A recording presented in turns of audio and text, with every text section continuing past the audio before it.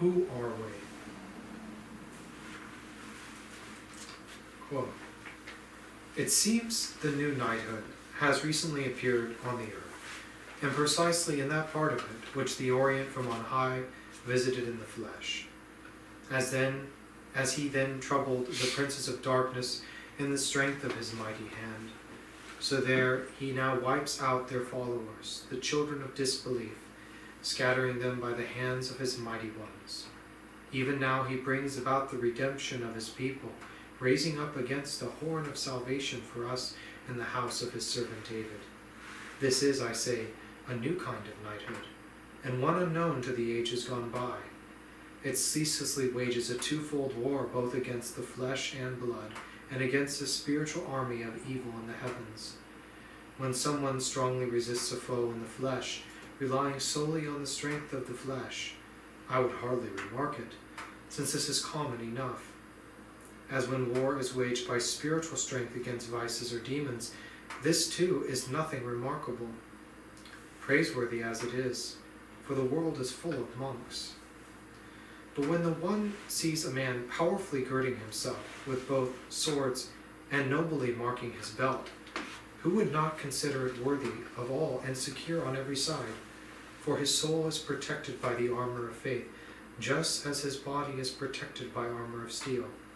He is thus doubly armed, and need fear neither demons nor men. Not that he fears death, no, he desires it. Why should he fear to live, or fear to die, when for him to live is Christ, and to die is gain? Gladly and faithfully he stands for Christ, but he would prefer to be dissolved and to be with Christ, by far the better thing." Saint Bernard of Clairvaux, in praise of the new knighthood. Do not be misled by the title of this conference. I expect that you all have read the rule, and do so regularly, daily if you are a novice, that you have reviewed our constitutions and other formational documents, and that you bring all of your questions to your novice master. I also hope that you have watched or read my conference on the difference between pursuing knighthood from the point of view of nostalgia versus a living knighthood of piety, virtue, and service of the Church. The Militia Templi is a private lay association. Our rule and constitutions have been approved, and we have received special blessings from the popes in the form of indulgences that are granted to us at special times in our vocation. It is because of our spirituality, that of the ancient Knights Templar, and specifically from the spirit of Saint Bernard's work in praise of the new knighthood, and the manner in which we worship that according to the Missal and Office of 1962, that there is oftentimes some confusion about who we are and what our aims are.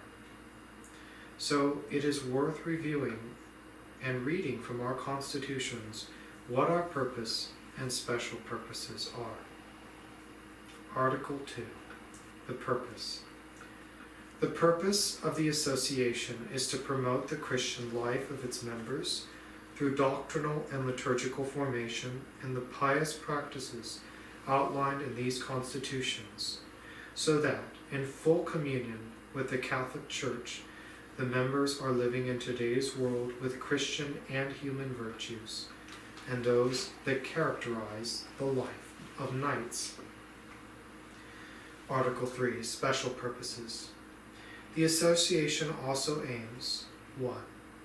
To deepen the knowledge and practice of the spirituality and culture of Christian chivalry, as a service rendered to the ideal of said chivalry. 2. To educate the youth, to relieve and receive pilgrims, and in general, to render moral and material support of neighbor according to the tradition of the ancient order, as a service to the Church and civil society. 3. To foster in its members the love for the liturgy of the Church in full fidelity to the pontifical magisterium. 4. To promote cooperation with similar institutions.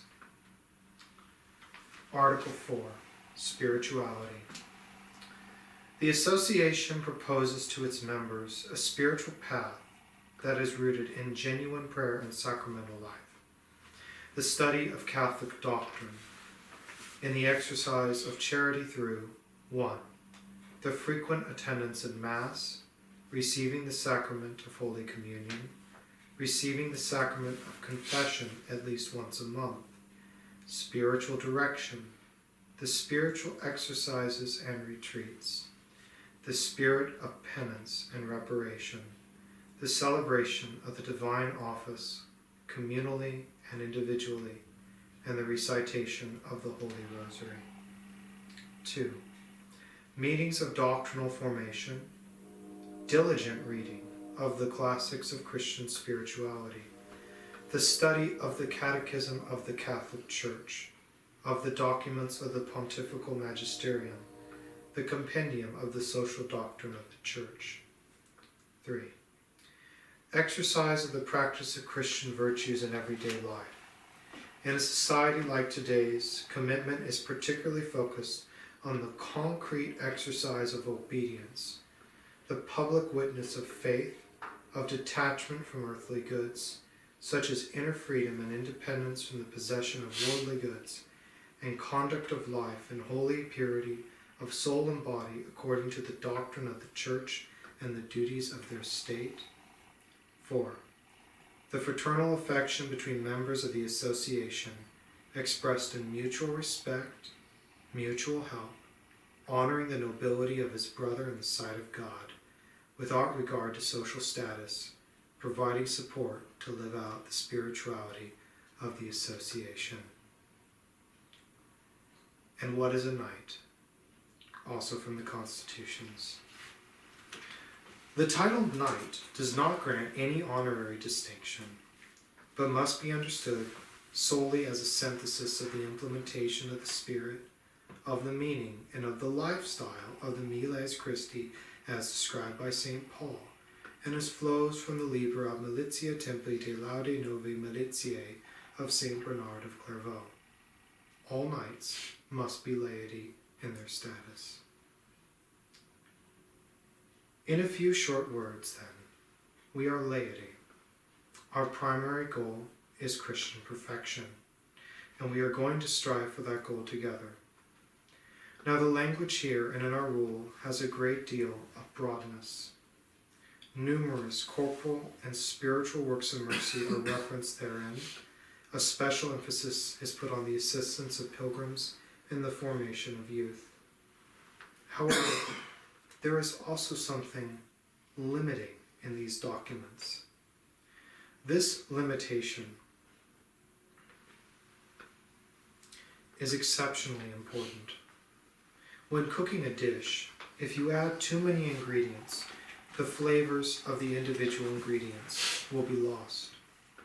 And of course, if you cook with the same ingredients, oftentimes what you will make will resemble the flavor of other dishes with the same ingredients. There are many lay groups that resemble a franchise because there is little to no distinction between them other than maybe a name and the location and where they meet. They make promises that are not binding. They say morning and evening prayer from the Liturgy of the Hours. They oftentimes have a common spiritual director and read the Catechism of the Catholic Church. And maybe, if they are particularly intense, may read a book related to the Third Order or group, such as The Way of Perfection for Third Order Carmelites, or The Life of St. Norbert for Third Order Norbertines.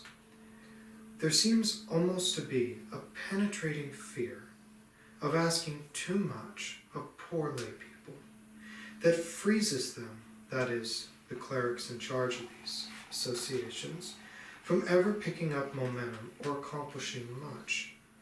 But when the stakes are low, their promises are binding only on conscience and not under sin. It is no wonder that the athletes do not compete with all their strength. My point, though, is not to criticize these efforts, many of which are good. It is rather to say that we do not have the right, in the context of our rule, constitutions, and other documents, to invent purposes, ends, drop requirements, and so forth. This can be forgotten due to the great distances in which we find ourselves. Our Grand Master in his recent letter felt the need to say as much.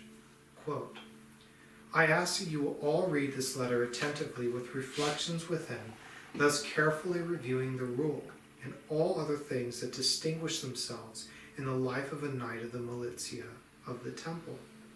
It behooves you to live the rule and not form the rule to your own way of life.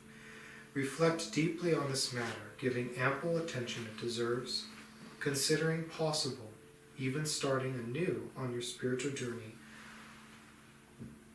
or requesting to be dispensed. End quote.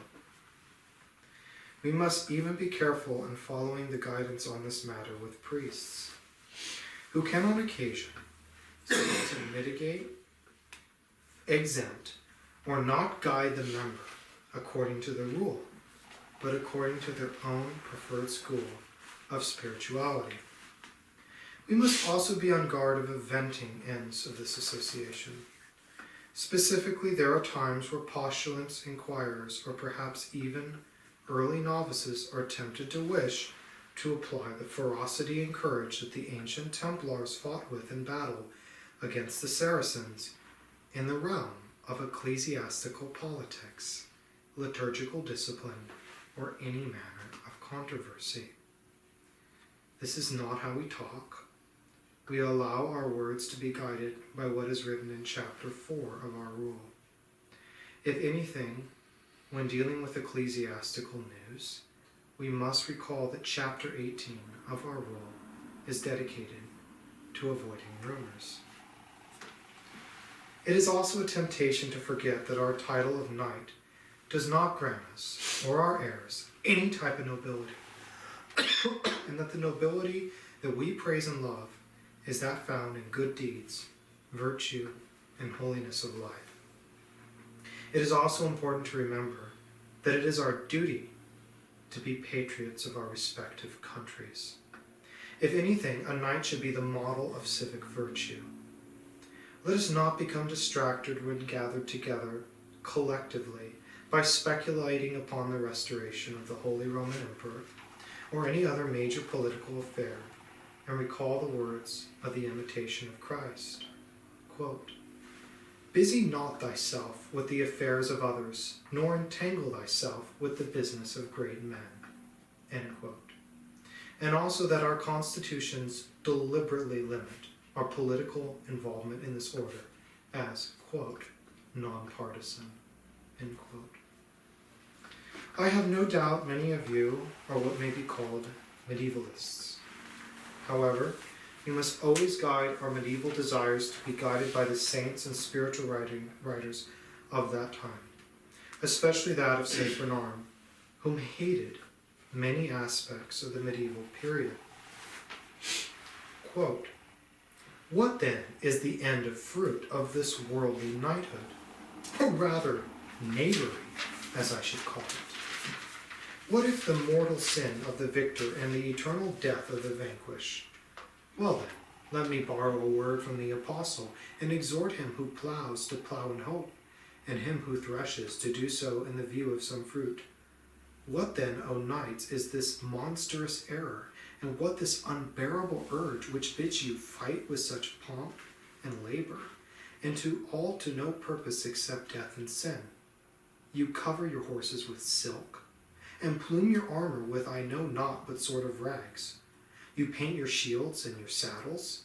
You adorn your bits and spurs with gold and silver, precious stones, and then all in this glory you rush to your ruin with fearful wrath and fearless folly. Are these the trappings of a warrior, or are they not rather the trinkets of a woman? Do you think the swords of your foes will be turned back by your gold, spare your jewels, or be unable to pierce your skills?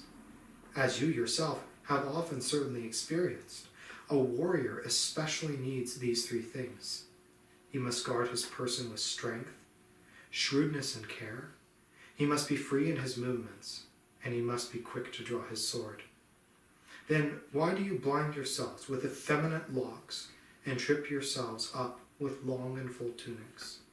burying your tender, delicate hands in big, cumbersome sleeves. End quote. St. Bernard of Clairvaux. Also from In Praise of the New Knighthood.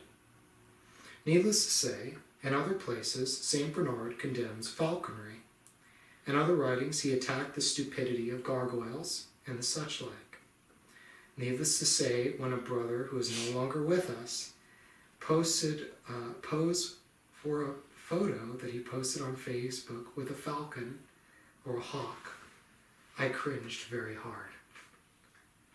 Let us study chivalry, as is instructed to us in the Criteria for Growth document, but let us look to St. Bernard and the ancient brothers of the Knights of the Temple for how we are to be chivalrous. The Church has approved this brotherhood according to the rule and constitutions that were placed before her and found it good. We have also published numerous decrees and documents that guide the preceptories, commanderies, and individual knights on how they are to live out their vocation.